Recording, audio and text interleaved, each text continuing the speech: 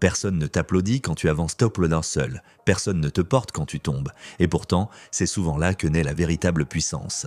Si tu as déjà senti ce silence autour de toi, cette absence de soutien, ce vide qui te force à te regarder en face, alors cette vidéo s'adresse à toi. Ici, nous allons explorer une vérité dérangeante. Réussir sans aide n'est pas une malédiction, c'est une initiation. Une épreuve qui dépouille l'ego, qui brise les illusions et qui révèle une force que peu d'êtres humains découvrent réellement. Inspiré par une sagesse ancienne et implacable, ce chemin n'était ni confortable ni rassurant, mais il est transformateur. Écris en commentaire cette phrase « Je n'attends plus personne ». Si tu ressens que ce message te parle, aime cette vidéo, abonne-toi et reste jusqu'à la fin car une vérité silencieuse t'y attend, une vérité que presque personne n'ose affronter. À la Renaissance, une époque marquée par la chute des certitudes religieuses et l'instabilité politique, certains penseurs ont compris une chose essentielle. L'homme ne peut compter durablement que sur sa propre lucidité. Le soutien était rare, instable, souvent conditionné par l'intérêt ou la peur. Dans ce contexte brutal, réussir sans appui devenait une nécessité intérieure et pas un choix moral. Philosophiquement, cela renvoie à une idée inconfortable. La solitude n'est pas une punition, mais un révélateur. Cette compréhension a été déformée avec le temps, car elle dérange l'illusion moderne selon laquelle tout succès serait collectif, bienveillant et accompagné. Aujourd'hui, alors que beaucoup se sentent abandonnés malgré la foule, cette sagesse résonne avec nos blessures de l'eau silencieuse. L'absence de repères, la dépendance affective et la peur d'avancer sans validation. Réussir sans soutien commence par une fracture intérieure que peu acceptent de regarder en face. Quand personne ne t'aide, Motara, ton esprit cherche instinctivement une cause extérieure. Une injustice, un coupable invisible. Mais cette réaction est un réflexe primitif de protection de l'ego. La vérité plus profonde est que l'absence de soutien agit comme un miroir brutal. Elle t'oblige à découvrir ce qui, en toi, dépend encore du regard des autres. Tant que tu attends une main, un signe, une validation, ton énergie est dispersée vers l'extérieur. Tu avances mais à moitié, car une part de toi est restée en arrière à guetter l'approbation. Réussir sans aide commence donc par un retrait stratégique de cette attente. Non pas par orgueil, mais par lucidité. Tu comprends que personne ne viendra te sauver, non parce que le monde est cruel, mais parce que la vie exige que tu développes une souveraineté intérieure avant de t'accorder quoi que ce soit de durable. Dans cette solitude, un premier mécanisme mental s'active, la responsabilité totale. Quand il n'y a personne à blâmer, ni personne à impressionner, chaque décision te revient intégralement. C'est inconfortable, car l'esprit humain préfère partager le poids. Mais cette responsabilité pure est aussi une source de puissance silencieuse. Tu cesses de gaspiller ton énergie à te justifier. Tu n'expliques plus ton retard, mais tes choix, tes doutes, tu agis, et cette action, même imparfaite, forge une clarté que le soutien excessif empêche souvent. Beaucoup échouent, non par manque de talent, mais parce qu'ils sont entourés trop tôt. Le regard des autres brouille leur intuition. Sans soutien, tu es contraint d'écouter ta voix intérieure, même si elle tremble au début. Un autre phénomène apparaît alors, la simplification radicale. Quand tu avances tel seul, tu n'as plus besoin de convaincre, de séduire ou de rassurer. Tes objectifs se dépouillent, tu ne poursuis plus ce qui impressionne, mais ce qui est nécessaire. Ce dépouillement est essentiel car la réussite durable naît rarement de la complexité. Elle vient de décisions simples, répétées avec constance, dans l'ombre. La solitude t'enseigne la patience, non comme une vertu morale, mais comme une stratégie de survie. Tu apprends à travailler sans récompense immédiate, à progresser sans témoin, à construire sans applaudissements. Et c'est précisément là que se crée un avantage invisible. Tu n'es plus dépendant du rythme émotionnel des autres. Dans ce chemin, l'ego tente souvent de se rebeller. Il murmure que tu mérites plus, que tu devrais être reconnu, que ton effort est injustement ignoré. Si tu écoutes cette voix, tu risques de transformer la solitude en amertume. Mais si tu l'observes avec distance, tu comprends qu'elle révèle une illusion profonde. La croyance que la valeur doit être confirmée. Réussir sans soutien exige de briser ce conditionnement. Tu n'es pas valide parce que l'on te voit, tu es valide parce que tu agis avec cohérence. Cette distinction change tout. Elle transforme la solitude en laboratoire intérieur où chaque échec devient une donnée, chaque doute un signal et non une condamnation. Il y a aussi une tension psychologique majeure que peu reconnaissent. Sans soutien, la peur devient plus claire. Elle n'est plus diluée par les encouragements ou les distractions. Elle se présente nue, directe, parfois paralysante, mais cette clarté est un cadeau déguisé. La peur précise est une peur que l'on peut étudier. Tu apprends à identifier ce qui t'effraie réellement, l'échec, le rejet futur, la perte d'identité ou simplement l'inconnu. En nommant cette peur, tu réduis son pouvoir. Tu découvres que la plupart des angoisses sont des projections, pas des réalités. Et plus tu avances tes mains seules, plus tu constates que la peur diminue quand l'action devient habituelle. Un autre aspect fondamental est la transformation du rapport au temps. Quand tu n'as pas de soutien, tu ne vis plus dans l'urgence de prouver. Tu entres dans un temps plus long, plus stratégique. Tu comprends que certaines réussites exigent des saisons entières de préparation invisible. Cette patience n'est pas passive. Elle est active, structurée, disciplinée. Tu travailles même quand le doute te traverse et même quand les résultats tardent. Et cette constance silencieuse crée une autorité intérieure. Tu sais ce que tu as traversé, même si personne d'autre ne le sait. Cette connaissance intime devient une source de confiance que rien ne peut facilement ébranler. Il est aussi crucial de comprendre que l'absence de soutien révèle les relations superficielles. Quand tu n'as rien à offrir, quand tu es en construction, beaucoup disparaissent. Cette disparition fait mal, mais elle nettoie ton environnement mental. Tu cesses de te définir par le regard fluctuant des autres. Tu te redéfinis par ton engagement envers toi-même. Cette loyauté intérieure est rare et c'est pour cela qu'elle est si puissante. Elle t'apprend à te respecter avant d'être respecté. Et ce respect de soi change subtilement ta posture, ta manière de parler, de décider, de te tenir face au monde. Enfin, réussir sans soutien forge une qualité presque oubliée, la discrétion stratégique. Tu apprends à garder tes projets pour toi, non par peur, mais par sagesse. Tu sais que tout ce qui est exposé trop tôt devient vulnérable. Dans le silence, tes idées mûrissent, sans être contaminées par les opinions. Tu avances plus lentement en apparence, mais plus profondément en réalité. Et pendant que d'autres parlent de ce qu'ils feront, tu deviens celui qui a déjà commencé. Cette différence est invisible au début, mais elle devient évidente avec le temps. Cette première étape n'est pas glorieuse. Elle est souvent rude, monotone, parfois décourageante. Mais elle construit les fondations d'une réussite qui ne s'effondre pas au premier regard critique ou à la première absence d'approbation. Elle te prépare à quelque chose de plus subtil encore, quelque chose que peu anticipent et que nous allons explorer dans la suite, là où les paradoxes se révèlent et où la solitude cesse d'être un fardeau pour devenir une arme silencieuse. À ce stade du chemin, quelque chose de plus subtil commence à se produire en toi. La solitude n'est plus seulement une contrainte extérieure, elle devient un espace intérieur. Et c'est précisément là que se cache le paradoxe que peu comprennent. Réussir sans soutien ne te rend pas plus faible socialement. Cela te rend intérieurement indépendant, donc psychologiquement libre. Cette liberté dérange car elle te retire une excuse confortable. Tu ne peux plus dire que tu aurais réussi si quelqu'un t'avait aidé. Tu ne peux plus te cacher derrière un manque d'opportunité ou de reconnaissance. Tu es face à toi-même, nu, sans alibi. Et cette nudité intérieure est l'un des états les plus puissants qu'un être humain puisse atteindre. C'est ici que l'enseignement attribué à Nicolas Machiavel devient réellement pertinent. Non pas comme une stratégie sociale froide, mais comme une lucidité existentielle. Il avait compris que l'homme qui dépend du soutien extérieur devient prisonnier de ceux qui le lui offrent. Le soutien n'est jamais neutre. Il crée une dette invisible, une attente, une influence subtile. Lorsque tu avances sans appui, tu échappes à ces chaînes silencieuses. Tu n'as rien à rendre, rien à prouver, rien à défendre. Cette position est inconfortable pour l'ego, mais redoutable pour l'esprit. Un des pièges majeurs à ce niveau est l'illusion de la victimisation noble. Certains transforment leur solitude en identité. Ils se racontent qu'ils sont incompris, trop profonds, trop différents. Cette posture est dangereuse car elle flatte l'ego tout en paralysant l'action. Réussir sans soutien ne signifie pas se glorifier de l'isolement, mais l'utiliser comme un outil temporaire de clarification.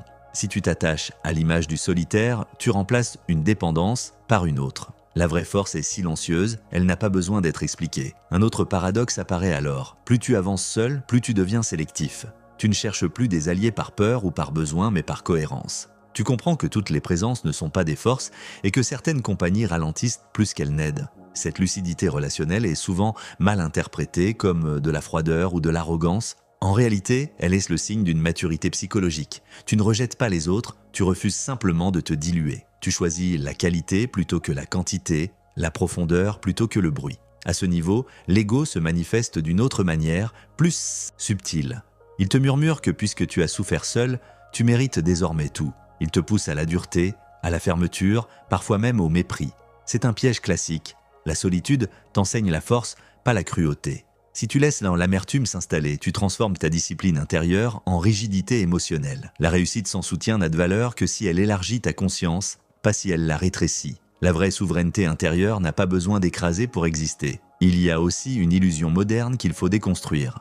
L'idée que réussir seul signifie tout faire seul indéfiniment. Ce n'est pas vrai. Le sens profond est différent. Il s'agit d'apprendre à ne pas dépendre émotionnellement, psychologiquement ou identitairement du soutien. Une fois cette autonomie acquise, tu peux collaborer sans te perdre, recevoir sans te soumettre, partager sans te fragmenter. Mais tant que cette étape n'est pas intégrée, toute aide devient un risque. C'est pour cela que tant de trajectoires prometteuses s'effondrent au premier succès partagé, un fait peu connu, et que de nombreuses figures qui ont marqué l'histoire ont traversé des périodes prolongées d'isolement avant d'être reconnues. Non parce qu'elles étaient rejetées, mais parce que leur vision ne pouvait pas mûrir sous le regard constant des autres. La solitude agit comme une chambre de fermentation intérieure. Les idées y gagnent en densité, les intentions en clarté.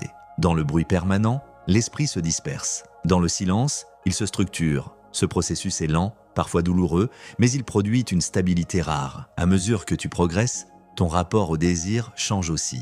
Tu ne poursuis plus ce qui te donnerait une image, mais ce qui te donnerait une cohérence intérieure. Tu comprends que beaucoup de désirs ne sont pas les tiens, mais des imitations sociales. Sans soutien, ces désirs perdent leur carburant. Tu te demandes alors, est-ce que je veux vraiment cela, ou est-ce que je veux être vu en train de l'avoir ? Cette question est déstabilisante, car elle t'oblige à renoncer à certaines ambitions brillantes, mais creuses. Mais elle te rapproche d'une réussite plus silencieuse, plus alignée. Il existe également un conflit intérieur majeur entre sens et reconnaissance. La reconnaissance nourrit l'ego, le sens nourrit l'âme. Quand tu avances sans soutien, tu es presque forcé de choisir le sens, car la reconnaissance est absente. Ce choix te transforme. Tu développes une forme de calme intérieur qui ne dépend plus des fluctuations extérieures. Ce calme n'est pas passivité, c'est une stabilité. Il te permet de traverser les critiques, les silences et même les échecs sans te désintégrer intérieurement. Enfin, à ce niveau du chemin, tu comprends une vérité que peu acceptent. Le soutien arrive souvent après la réussite, pas avant. Beaucoup attendent des encouragements pour agir, alors que le monde fonctionne à l'inverse. L'élan attire l'aide, la clarté attire les alliés, la cohérence attire les opportunités. Mais si tu attends que quelqu'un croie en toi pour commencer, tu risques d'attendre toute ta vie. Réussir sans soutien, c'est inverser cette logique. Tu avances d'abord, même dans l'ombre, et tu laisses le monde s'ajuster à ton mouvement, pas l'inverse. Cette phase est exigeante car elle te prive de repères externes tout en t'obligeant à affiner les internes. Mais elle prépare quelque chose d'essentiel, la capacité d'agir avec justesse dans le réel, sans te perdre, sans t'accrocher, sans te trahir. Et c'est précisément cette capacité que nous allons traduire en actions concrètes, en pratiques applicables, dans la prochaine partie, là où la lucidité devient transformation quotidienne. Transformer cette lucidité en réalité quotidienne demande plus que de la compréhension intellectuelle. Cela exige des gestes concrets, répétés, parfois ingrats, mais profondément structurants. La première pratique consiste à instaurer un rituel de responsabilité totale. Chaque jour, prends un moment, même bref, pour te demander sans complaisance « Qu'est-ce qui dépend réellement de moi aujourd'hui ?» Pas ce que les autres devraient te faire, pas ce que le monde devrait m'offrir, mais ce que toi, et toi seul, peux initier. Écris-le mentalement ou intérieurement, puis engage-toi à accomplir au moins une action alignée avec cette réponse. Cette pratique simple, répétée jour après jour, reprogramme ton esprit. Tu cesses alors progressivement de chercher des conditions idéales. Tu agis dans les conditions réelles, ce qui est de la base de toute réussite solide. La seconde application est un exercice de silence stratégique. Décide consciemment de réduire la divulgation de tes projets, non par méfiance, mais par protection intérieure. Lorsque tu parles trop tôt, ton esprit confond souvent parole et action. Le fait de garder le silence conserve ton énergie. Choisis une période précise, quelques semaines ou quelques mois, durant laquelle tu travailles sans annoncer ce que tu construis. Observe ce que cela change en toi. Tu remarqueras que ta motivation devient plus stable, moins dépendante des réactions extérieures. Ce silence n'est pas une fuite, c'est une incubation. Il permet à tes idées de se densifier avant d'être exposées au regard du monde. Un troisième axe essentiel est la discipline minimale non négociable. Quand tu avances sans soutien, tu ne peux pas compter sur la motivation émotionnelle, elle fluctue trop. Tu dois donc définir un ensemble réduit d'actions quotidiennes, simples mais constantes, que tu exécutes même quand l'envie n'est pas là. Cela peut être une heure de travail concentré, une pratique physique, une lecture ciblée ou une réflexion écrite. L'important n'est pas l'intensité, mais la régularité. Cette discipline crée une structure interne. Elle devient ton soutien invisible. Beaucoup abandonnent parce qu'ils cherchent des élans. Toi, tu construis des fondations. Il est également crucial de travailler sur ton rapport à la peur par l'exposition volontaire. Chaque semaine, identifie une action que tu évites par inconfort, pas par danger réel. Une conversation, une décision, une initiative. Engage-toi à la réaliser consciemment. Pas pour te prouver quelque chose, mais pour réduire l'emprise de l'évitement.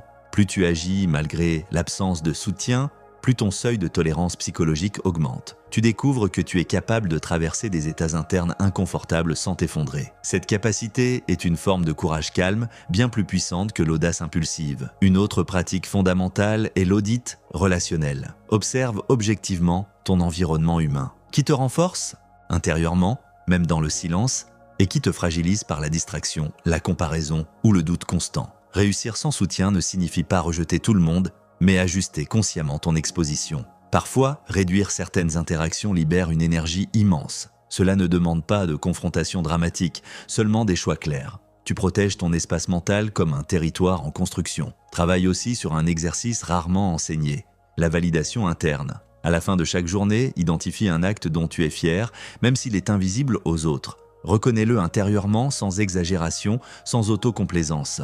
Ce geste simple réoriente ton système de récompense. Tu apprends à te reconnaître par cohérence plutôt que par applaudissement. Cette pratique est essentielle pour ne pas tomber dans l'amertume ou la quête obsessionnelle de reconnaissance future. Un obstacle courant sur ce chemin est la fatigue.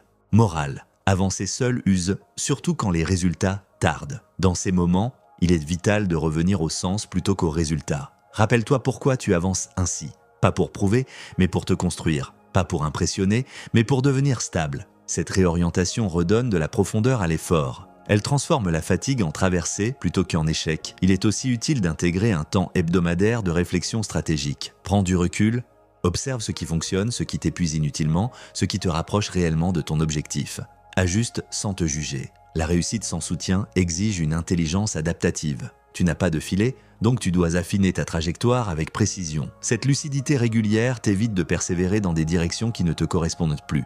Enfin, accepte consciemment que le soutien puisse arriver plus tard sans en faire une attente. Lorsque tu auras bâti une même structure intérieure solide, tu pourras accueillir l'aide sans te déséquilibrer. Tu sauras collaborer sans dépendre, écouter sans te soumettre, recevoir sans te diluer. Mais cela ne peut venir qu'après ce travail intérieur. Avant cela, l'aide est souvent une tentation, pas une bénédiction. Ces pratiques ne promettent pas une réussite rapide ou spectaculaire. Elles promettent mieux, une transformation profonde, une autonomie réelle, une force silencieuse. Elles te placent dans une position rare, celle de quelqu'un qui avance même quand personne ne regarde, et c'est précisément cette posture qui, avec le temps, attire des opportunités alignées, pas par magie, mais par cohérence. Réussir sans soutien n'est pas un exploit spectaculaire, c'est une transformation silencieuse. Ce que tu as exploré ici ne parle pas de dureté gratuite, ni d'isolement glorifié, mais d'un réalignement profond. Quand tu avances sans appui, tu apprends à distinguer ce qui dépend de toi de ce qui ne dépend pas de toi. Tu cesses d'attendre des permissions invisibles, tu arrêtes de confondre présence et valeur. Et lentement, tu construis quelque chose de rare, une stabilité intérieure qui ne s'effondre pas au premier silence, au premier refus, au premier retard. Cette voie est exigeante parce qu'elle ne nourrit pas immédiatement l'ego. Elle nourrit autre chose, plus durable, la cohérence. Tu deviens quelqu'un qui agit même quand c'est inconfortable, même quand personne ne regarde, même quand rien ne garantit le résultat. Et cette posture change tout. Elle transforme la solitude en espace de clarté, l'absence de soutien en terrain d'entraînement et l'incertitude en allié discrète. La vérité que peu osent t'affronter est simple. Tant que tu as besoin d'être soutenu pour avancer, tu n'es pas encore libre. Mais lorsque tu apprends à marcher sans béquille émotionnelle, sans validation constante, sans promesse extérieure, alors le monde commence à te répondre différemment. Non parce que tu l'exiges, mais parce que tu rayonnes une cohérence que les autres perçoivent, souvent sans pouvoir la nommer. Pose-toi cette question, calmement, sans te juger. Si personne ne venait jamais m'aider, est-ce que je continuerais quand même ? Ta réponse révèle plus sur ton chemin que n'importe quel conseil. Si ce message a résonné en toi, écris en commentaire « J'avance même seul ». Aime cette vidéo si tu ressens sa vérité, abonne-toi pour poursuivre cette exploration intérieure et garde ceci en mémoire. La force la plus redoutable n'est pas celle qui est soutenue, mais celle qui tient debout dans le silence.